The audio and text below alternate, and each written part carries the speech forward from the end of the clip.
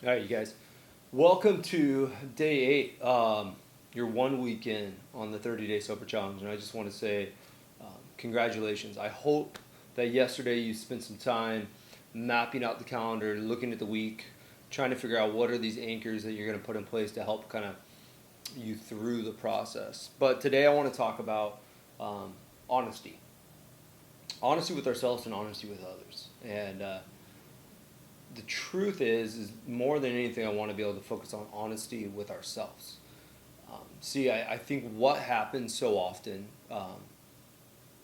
is we have a tendency to be dishonest with even our own thoughts and our own emotions and our own feelings.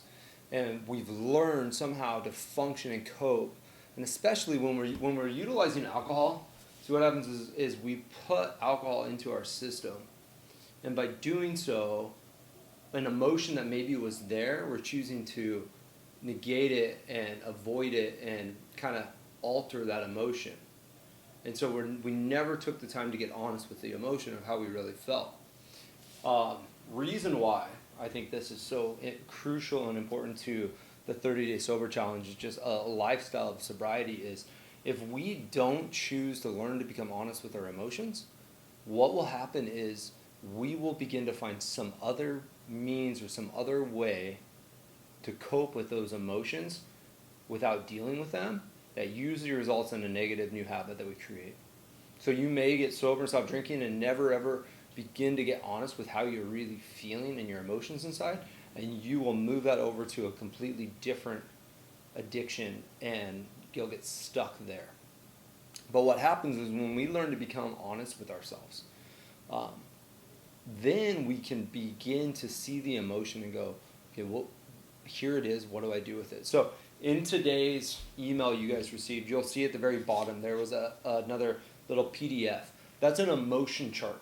Because see, what you and I have a tendency to do, or I'll speak for self, what I had a tendency to do was I would have like 4 emotions. I'm happy, angry, sad, you know, this is the only ones I could think of right now, okay? So you could see how simple it is that we automatically go to I'm good or I'm not good, but we don't know what they are. So the emotion chart, what it is, it's really simple. It's a bunch of words that when you look through it, and you can pinpoint going, oh, anxious, oh, regretful, oh, I'm feeling. And the reason why learning to identify and nail down what you're feeling is that allows you an opportunity to get honest with yourself about that feeling.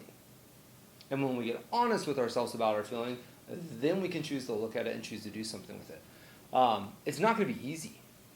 Learning to deal and become honest with ourselves and our feelings, it takes work and it takes practice. And it's one of those things that, one of the things my wife and I, we started doing, and if you're in a couple relationship, sometimes it's nice to do this because there's an accountability part to it. But what we do is when I come home from the end of the day, I'll let her know, hey, I'm on my way home. And we will create um, 10 minutes. I have 4 kids right now. The house is busy and full. It's chaos all the time when you come in the door.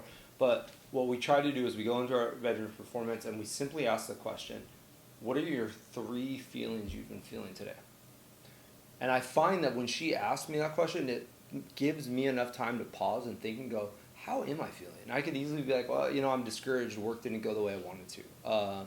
I'm exhausted. I'm just really tired. I'm triggered. I saw a group of people and it made me think I wanted to drink. Or I'm in a really good space. I'm really relaxed right now. I'm enjoying it. But whatever it is, it allows me to process it, and then it allows it to come out and for another person to hear it. And so then all of a sudden my wife gets to hear it and she goes, okay, I know how he is, and I get to ask her and I know how she is. And so it works in the relationship couple aspect wise, but it works on an individual level for you to go, what are my feelings? So if you are anxious and tired and triggered, and those are your feelings, own them, but then also be aware that when you're honest with those feelings, what happens with it is you may be grumpier than you desire to be. You may be needing a night just at home alone, just settled in quietly. You may have kids around your house and you're trying to get sober and you're like, this is impossible with them because they just trigger me all the time. You may need to take 5 minutes to go lock the bathroom door and sit inside and play your favorite song that just re-energizes you. I don't know what it is, but unless we take the time to pause and go, what are my honest feelings? What am I feeling? Because I think the world has told us it's not okay to feel anxious or angry or frustrated or hurt or all these negative feelings.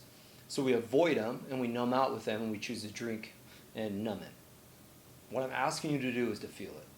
And it's not easy to do, but I'm asking you to take the time and feel your emotions. Create space. So this week ahead, go back to your calendar that you filled out yesterday and maybe look at that calendar and go, is there a couple times, like one time a day, that you could mark in there and go, this is a time for me to take 5 minutes, breathe deeply, process, and ask how I'm feeling. Truthfully, I like to do it in transitions. So if it's like transition from work to home, or if it's midway through workday and it's a lunchtime, it's nice to have time in transition because you can pause for a moment and be like, where am I? How am I feeling? What's going on with me? So that's it, guys. Today, get honest with yourselves. I challenge you so much. And make sure, if you guys haven't jumped on to the Zoom Q&A times, there's at the end of every single email, there's a link to the Zoom Q&As and what time they're at. Jump on there. So if you're watching this video today and you're going, man, I have more questions about this, make sure to jump into the Zoom. I'll be there. You can ask questions. I'll answer. We'll kind of roll through it, and I want to be there for you guys. So twice a week, you could jump into these Q&A Zoom times. I have one kind of more in the evening time and one in the middle of the day. So if there's one that works for you, jump into that. All right, you guys have an amazing, amazing day. I'm super proud of you.